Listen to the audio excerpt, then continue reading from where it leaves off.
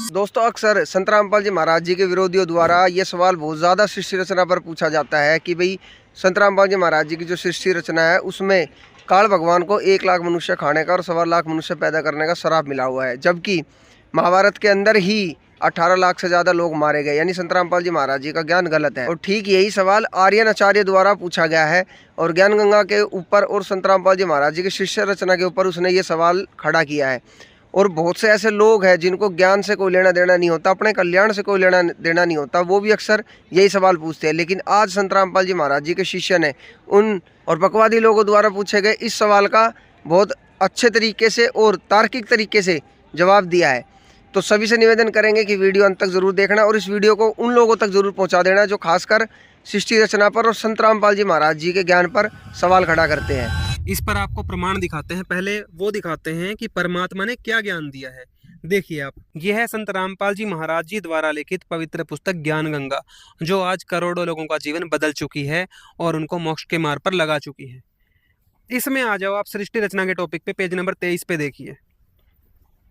परमात्मा ने जब काल ब्रह्म को वहां से निकाला सतलोक से, अमरलोक से, तो क्या बोला था?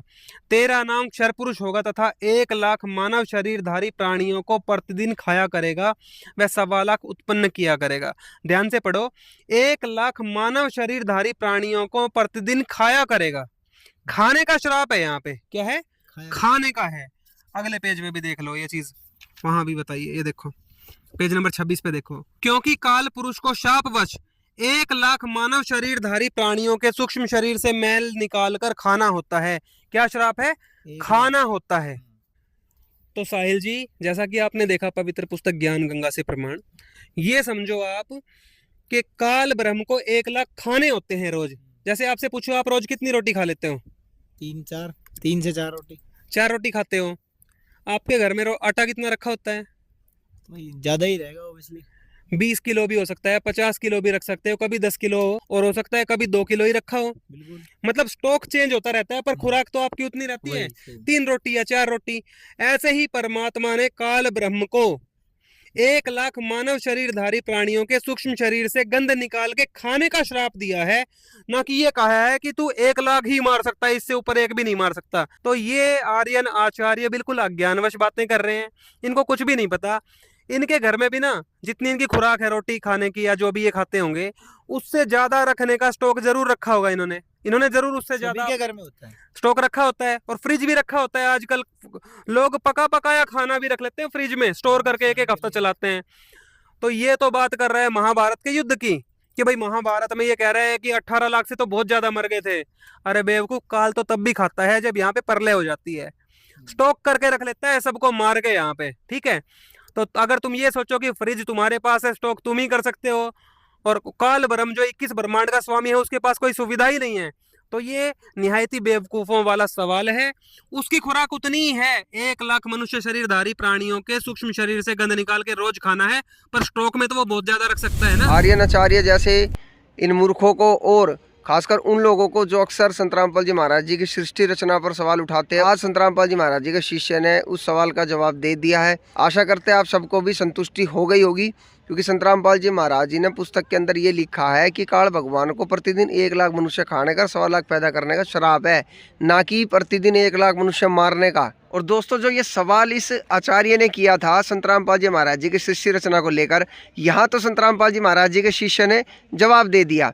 लेकिन सबसे बड़े शर्म की बात यह है कि इसका खुद का गुरु नशा करता था और इनकी खुद की गुरु यानी दयानंद सरस्वती की जो जीवन चरित्र पुस्तक है उसमें ये सारी बातें लिखी है, वो स्वीकार ना करते हुए ये कमी निकाल रहे हैं संत रामपाल जी महाराज जी के ज्ञान में।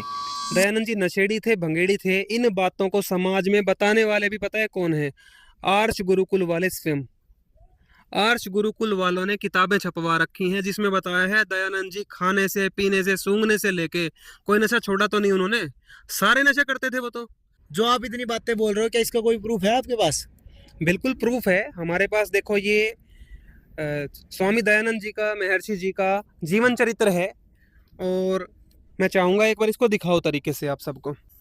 भाई, ये आर्ष गुरुकुल वालों ने सारी दुनिया को बता दिया कि महर्षि दयानंद जी नशेड़ी थे। और ये देखो, इसी पुस्तक के ये तो डिटेल रही, ये देख लो, ठीक है। आर्ष साहित्य प्रचार ट्रस्ट और यहाँ पे आ जाओ, पेज नंबर 50 के ऊपर देखो क्या बता रहे हैं।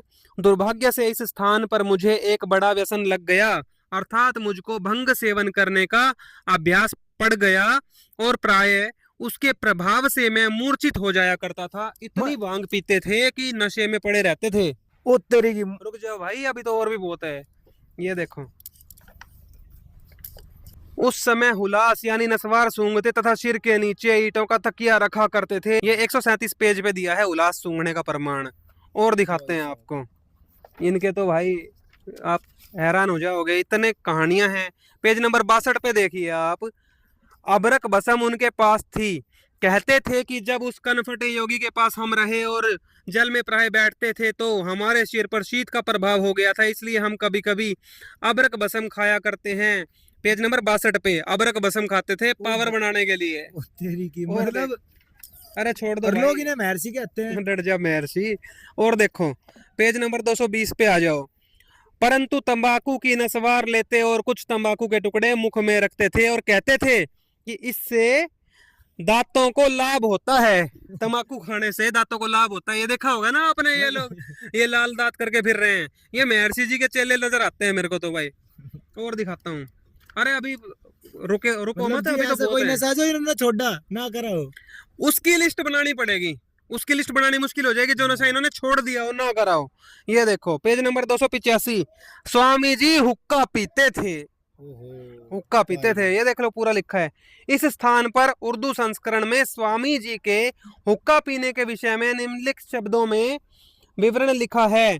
इन दिनों स्वामी जी हुक्का पीते थे। एक दिन भागीरथ पंडित जी ने प्रश्न किया कि यह जो तंबाकू पीते हो इसके विषय में बताओ, अर्थात क्या वेद में कहीं हुक्का पीना लिखा है। स्वामी जी ने कहा कि वेद में कहाँ निषेध है। ने बोला वेद में ये तो बता दे कहाँ निषेध है।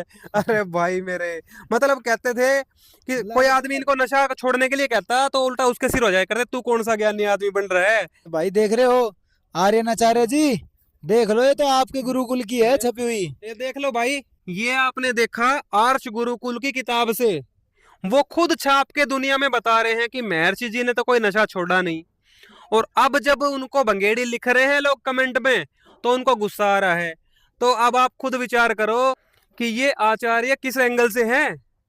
अपनी खुद की बात को स्वीकार कर नहीं रहे, या तो ये आचार्य इतना बेवकूफ आदमी है जिसने ये पुस्तकें पढ़ी नहीं है, और अगर आज भी पढ़ के ये स्वीकार कर ले कि हाँ भाई दयानंद जी बहुत एक नंबर के नशेड़ी थे। अच्छा एक चीज और दिखानी रहेगी, वो भी दिखाओ कि दयानंद जी अपने शिष्यों को भी भांग पीने का एक उपदेश दिया करते थे। ये देखो भाई सेम पुस्तक है, पेज नंबर 494 पे आ जाओ बस आप। बाबू शिव गुलाम प्रसाद ने स्वामी जी से पूछा कि मन एकाग्र होने का कोई उपाय बतलाइए।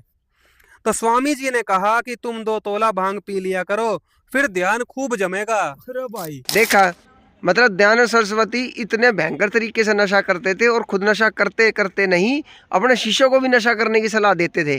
तो अब आप खुद सोच सकते हो, जिसका गुरु खुद नशा करता है वो कैसे समाज सुधारक हो सकता है और वो कैसे समाज का कल्याण कर सकते हैं। और जब यही बातें संत रामपाल जी महाराज जी के शिष्य ने इस आचार्य की पोस्ट में जाकर बोल दी कि भाई दयानंद सरस्वती तो भंगेड़ी था, तो ये चिढ़ गया और इसने संत रामपाल जी महाराज जी के ज्ञान में कमी निकालने की कुचेष्टा करी, जिसका मुंह तोड़ जवाब आज इसको इस वीडियो के माध्यम से मिल चुका है। और ये वीडियो इस तक ज़रूर पहुंचानी है दोस्तों, ताकि इस भंगेड़ी के चेले को भी अकल लगे और ये पहले अपने पुस्तकों को पढ़े, उनमें दयानंद सरस्वती के बारे में जो बातें लिखी है पहले उनको स्वीकार करे, फिर दूसरों के ऊपर उंगली उठाने की कोशिश करे। और आपको एक बात और बताते चले मिस्टर आचार्य जी, संत रामपाल जी महाराज जी के ज्ञान में इतनी सी भी कमी नहीं है। ये बात संत रामपाल जी महाराज जी भी कह चुके हैं कि तुम लोग या कोई भी अज्ञानी है वो ज्ञान का जवाब नहीं दे सकते, बकवास चाहे कितनी कर ले। और अपनी वीडियो में आपने सिर्फ बकवास ही करी है, कोई ऑथेंटिक ज्ञान या कोई समाधान समाज को आज तक ना तुम्हारे उस भंगेड़ी गुरु ने दिया ना तुम दे सकते हो। तो दोस्तों ज्ञान गंगा पुस्तक को बड़े ध्यान से पढ़ने की आवश्यकता है, खासकर उन लोगों को जो वास्तव में परमात्मा प्रेमी आत्मा है। क्योंकि ये जो आचार्य जैसे लोग हैं या जो अन्य जो बकवादी लोग हैं, उनको ना तो अपने कल्याण से कोई लेना देना है और ना ही समाज के कल्याण से। क्योंकि अगर समाज का कल्याण ये लोग चाहते तो आज समाज में जो त्राहिमाम मची हुई है वो ना मची होती, आज संसार सुखी होता। लेकिन इन लोगों के पास ना ही किसी प्रकार का आध्यात्म ज्ञान है और ना ही इनके पास वो समस्या का समाधान है जो आज संत रामपाल जी महाराज जी करोड़ों लोगों को दे रहे हैं और पूरे विश्व तक इस अनमोल ज्ञान को पहुंचाकर सर्व समाज को सुखी देखना चाहते हैं और इस जन्म मरण के रोग से मुक्ति दिलाना चाहते हैं। तो आप सभी से निवेदन करेंगे संत रामपाल जी महाराज जी का ज्ञान अवश्य सुने। यूट्यूब पर सर्च करें संत रामपाल जी महाराज जी और आज ही देखना प्रारंभ करें संत रामपाल जी महाराज जी के अनमोल सत्संग। मिलते हैं नेक्स्ट वीडियो में, तब तक के लिए धन्यवाद।